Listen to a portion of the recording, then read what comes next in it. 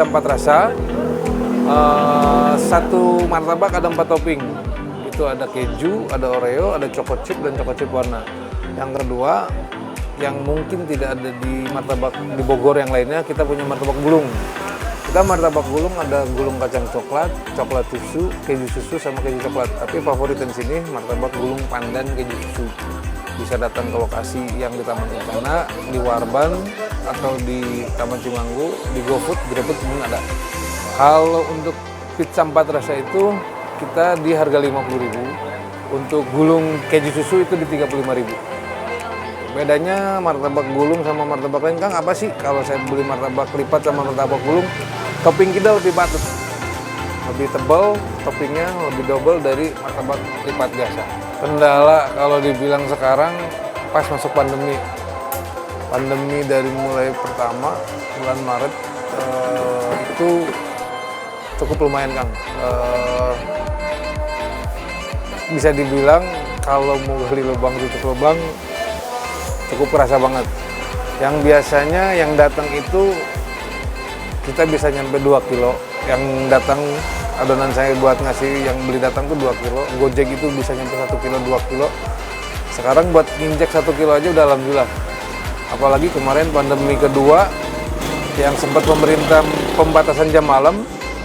Jangankan dibikin batas jam malam, ketika pandemi pertama aja udah sepi. Cuman saya punya pikiran, ya ini nggak akan lama. Ya kalau saya lama tutup, pelanggan saya yang biasa datang ngerasa, tutup mulu. Ya saya buka, ya alhamdulillah syukurin aja. Mau berapapun habisnya, mau sampai jam 10 malam saya layanin. Karena banyak kawan-kawan pun, sekitaran martabak pun banyak yang tutup. Jangan hanya martabak sini, ada yang sampai 6 bulan tutup. Karena kondisinya mereka buka, tapi itu barang nggak habis. Makanya tadi yang saya bilang kenapa sih bedanya sama martabak lain, saya bawa dari rumah tuh 1 kilo 1 kilo. Jadi ketika pun malam nggak habis, nggak banyak yang terbang percuma. Tapi kerasa banget, Kang, ketika nanya pun ke ojol datang kemari, ojol pun ordernya sepi gitu. Kalau dibilang sekarang kok masih bertahan, Kang, ya kenapa saya masih bertahan? Karena punya anak istri di rumah, karena saya nafkahin. Bismillah aja, Kang, kita buka. Kemarin waktu pandemi pertama kedua itu saya tarik jamnya itu jam 1. Tetap walaupun yang beli itu sore, ya kita ikhtiar aja dari awal. Kita buka jam 1, tutup jam 10. Sekarang udah agak sedikit normal lah, bisa dibilang udah sedikit perbaikan. Kita baik lagi, kita buka jam 3. Ya nggak banyak tutup, nggak banyak warung tutup. Pokoknya bismillah aja lah, keluar dari rumah bismillah. Kita coba ikhtiar, ya kita nggak ada yang tahu rezeki nyangkut di mana. Harapan sih nggak muluk-muluk. Emang dari dulu sebelum saya usaha, saya orang pekerja. Saya pengen punya kafe, semi kafe, ya bisa makan di tempat, bisa bawa pulang.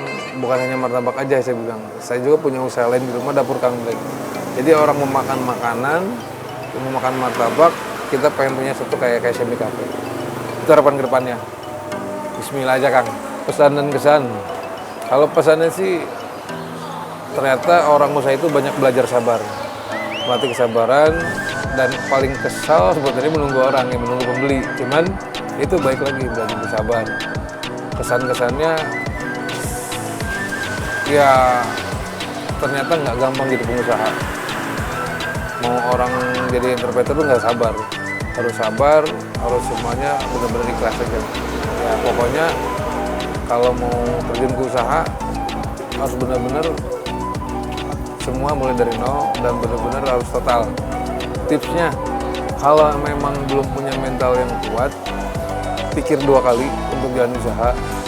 Kalau hanya pengen punya usahanya di mulut aja tanpa action, mendingan pikir 2 kali. Kalau pengusaha berbicara keuntungan lebih dulu, mending kerja aja.